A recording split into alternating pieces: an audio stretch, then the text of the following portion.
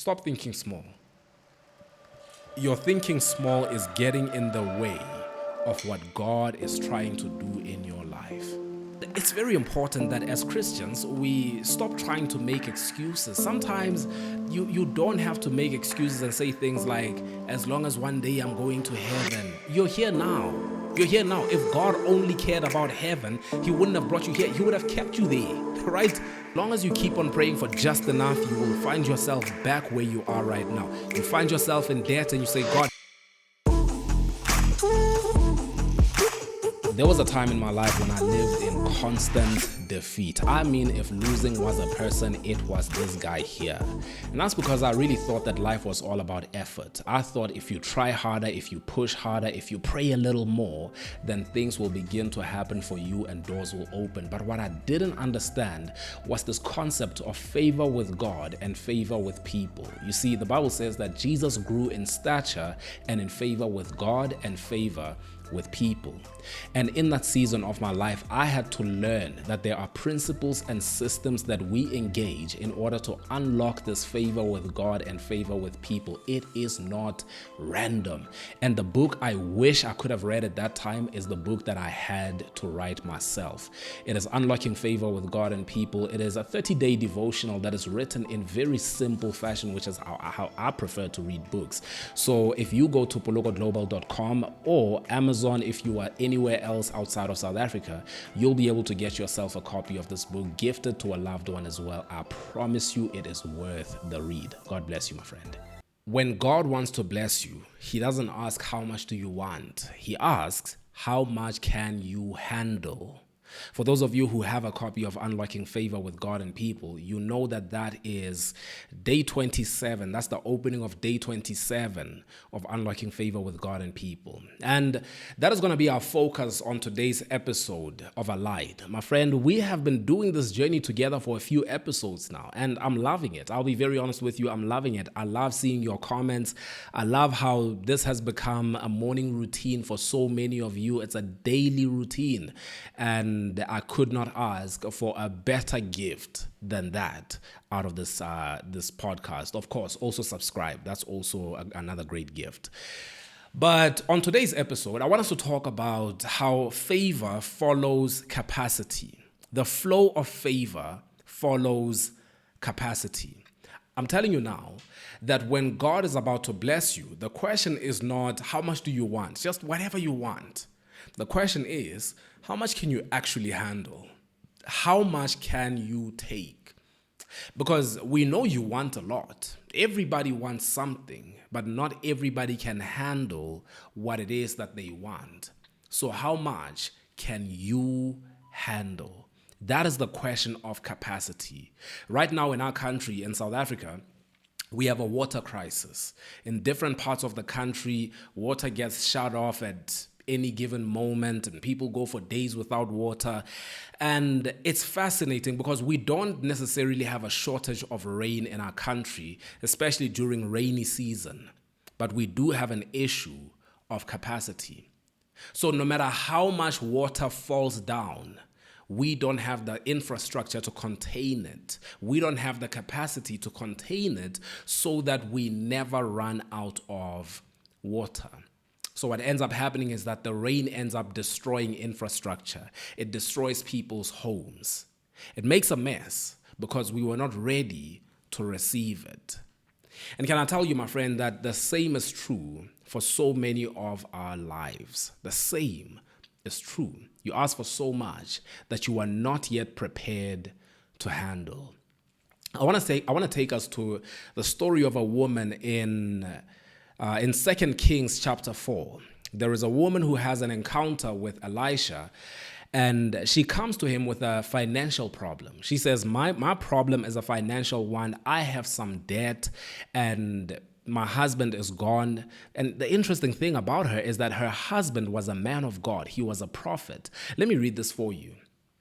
It says, the wife of a man from the company of the prophets cried out to Elisha, your servant, my husband, is dead, and you know that he revered the Lord.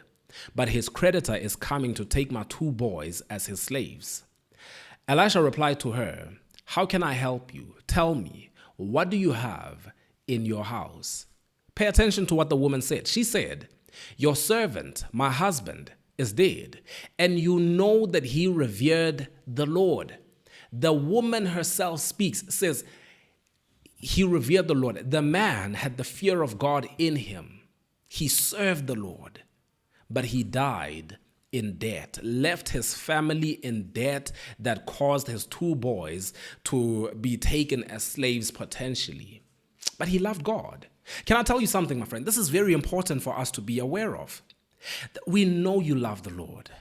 We know you would do anything for God. We know you go to church every Sunday. But most believers are disillusioned by the fact that their lives don't reflect the fact that they serve God wholeheartedly. They love the Lord. Because somewhere along their journey, they were taught that as long as you love the Lord, that's enough to open doors for you. That's enough to make sure that you are always taken care of. And it's very important that as Christians, we stop trying to make excuses. Sometimes you don't have to make excuses and say things like, as long as one day I'm going to heaven. You're here now. You're here now. If God only cared about heaven, he wouldn't have brought you here. He would have kept you there, right? Surely he would have kept you there. So for you to say, no, as long as one day I'm going to heaven, this world is not my home. Yes, this world is not your home. All of us are not here to stay. But that is just as silly as saying that just because you're in a restaurant and you're going to leave anyway, there's no need to order anything. What? You're in there. You might as well eat something before you leave, so that when you leave, you've eaten something. And the truth about this life that we have here, my friend, is that many believers are living defeated lives, in trouble all the time, always trying to get out of trouble somehow. And they love God. Always trying to get out of debt. They are enslaved to someone else, but they love God. And as long as they're going to heaven one day, children cannot get through school. But as long as I love God, I don't say these things as somebody who doesn't understand the gravity of them. I say these things as someone who once did not have a place to stay. When I say once, I don't mean for one day, right? Did not have a place to call home. Found myself bouncing from friend to friend in an old broken car that belonged to someone else. And I just asked them for a blanket and said, let me just stay in this parked car outside. I'll figure it out. So I say this as someone who understands that. This woman comes and she says, my husband is dead, but he loved the Lord. And this woman is about to learn something from Elisha, because he doesn't say, oh, let me pray for you. Or, oh, let me give you a donation. That's not what he says. Look at this. He asked her, how can I help you? Tell me, what do you have in your house? Your servant has nothing there at all, she said, except a small jar of olive oil. Elisha said, go around and ask all your neighbors for empty jars. And then he says, don't ask for just a few. And you want to underline that in your own Bible. Don't ask for just a few. Then go inside and shut the door behind you and your sons. Pour oil into all the jars, and as each is filled, put it to one side. Elisha says, go out and first of all, ask for jars. He says, but here's the key. Don't ask for just a few jars. Ask for a lot. Ask for as many as you can get. She goes out there, she does that. And then in verse 5 it says, she left him and shut the door behind her and her sons. They brought the jars to her and she kept pouring. Then when all the jars were full, she said to her son, bring me another one. But he replied, there is not a jar left. Then the oil stopped flowing. She went and told the man of God, and he said, go, sell the oil and pay your debts. You and your sons can live on what is left. A prophet, a man of God, he doesn't say, I declare miracle money upon your life. He says, God will meet you with a miracle. You need to go out there and increase your capacity. Get as many empty jars as you can. You are going to go into the oil business. You're about to start selling oil. And she goes out there, she gets the jars, she comes back, and the man of God says, go and sell all of them. And through this, you will be able to pay off your debts and you will have plenty left over to live on. And this is where I want to caution you against this mentality, this limited mentality, this limited mindset of just enough. My friend, as long as you keep on praying for just enough, you will find yourself back where you are right now. You find yourself in debt and you say, God, just enough to get out of debt, you'll find yourself in debt again. The woman does not get just enough. She gets more than enough to the point where she can solve the problem that she came with and have enough to live on after the fact. She got into business. The answer to her problem was start a business and don't think small. Let me say this again. The answer to this woman who came to the prophet of God was start a business and don't think small. And God will meet you with favor. The oil kept flowing. That is God's part. But there had to be enough jars to contain the oil. That is her part. Our part is to make sure that there are enough jars for the outpouring of the blessings that God is pouring out. My friend, maybe your issue is an issue of capacity. Maybe you keep on asking for something that is way beyond you. Maybe you keep on asking for something that you cannot handle. You cannot contain it. Listen to this. Listen to this. It says, but he replied, there is not a jar left. Then the oil stopped flowing. The oil stopped flowing. When he said, we don't have any jars left. It's a good thing the man of God told her, ask for a lot of jars. Ask for a lot of jars. That's a good thing. So let me tell you now, I know personally that a part of my problem was thinking small. That was always a part of my problem. You see, when you are somebody like myself who comes from not having much, you just want to have something. And you're just grateful to have something. In fact, today, there are a lot of people who are like that, who, if you were to ask them, if a billionaire came over to you and said, ask for whatever you want, it's fascinating that there are a lot of people who would say, I just need 7,000 to pay my debts. I'm not greedy. I don't want too much. Because somehow we have been manipulated into thinking and believing that abundance equals greed. But abundance is not greed, my friend. Abundance is not greed. What you have is an issue of capacity. What you have is an issue of being so self-centered that you think that all you need in life is just to be able to solve your problems. You don't care about any other problem in the world. But you still look at people with plenty and say to them that they need to solve the problems. There is not a jar left. Then the oil stopped flowing. Maybe the reason why the oil is not flowing in your life is because you don't have the capacity. Maybe that's the problem. I mean, in business, we hear all the time that there are people who go out of business because they grew too quickly, right? I can tell you the same thing. I have an experience that is similar as well, that at some point when I started my first business, demand grew so fast that it crushed me, right? The demand grew so fast that it crushed me. I often tell people that even when it comes to this book, Unlocking Favor with God and People, I look at certain people. There is a man that I saw, his name is Alex Hormozy, who sold over 2 million copies in 24 hours. And the issue with that is that some of us can look at that and think to ourselves, it would be nice, man, imagine if that would happen. Imagine if that could just happen for me right now.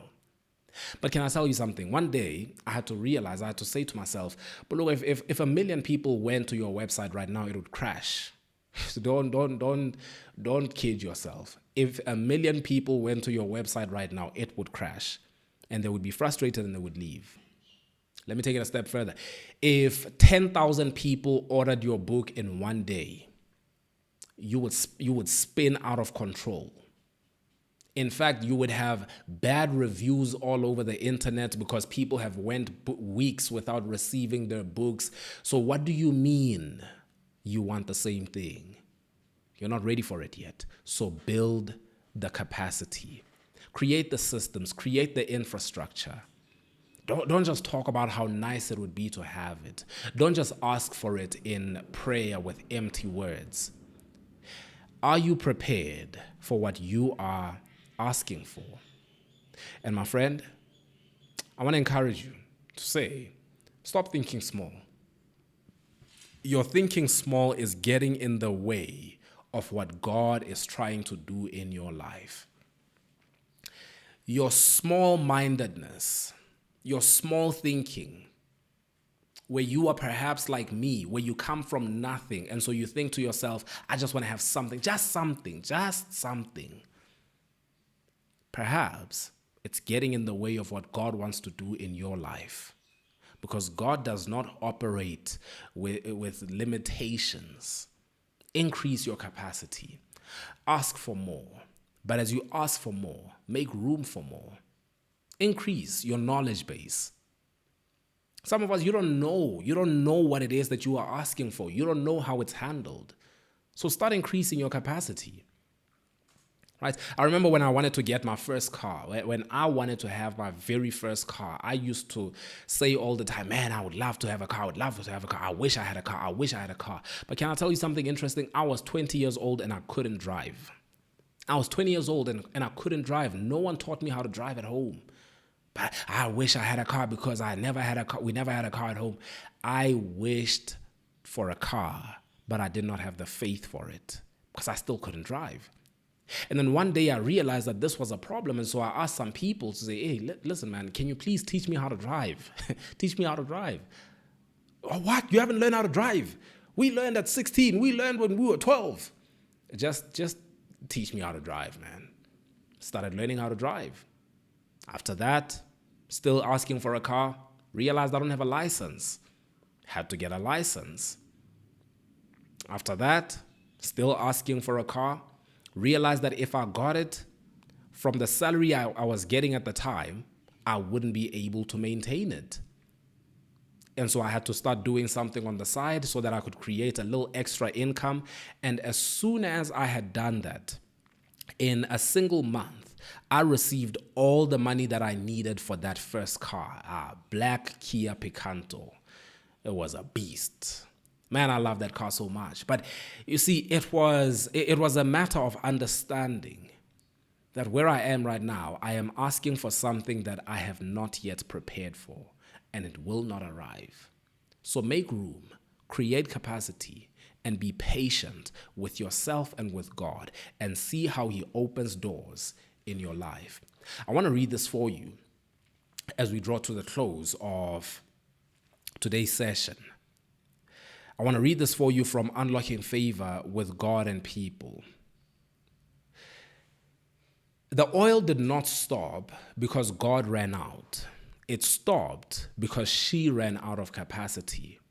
The miracle was only limited by her ability to contain it. And that, my friend, is the same principle that governs the flow of favor in our lives. God's favor is abundant. He is not short on provision, opportunity, connection, or breakthrough. The question is not whether He can bless you. The question is, can you handle the blessing when it comes? If you want to unlock greater favor, don't just pray for more.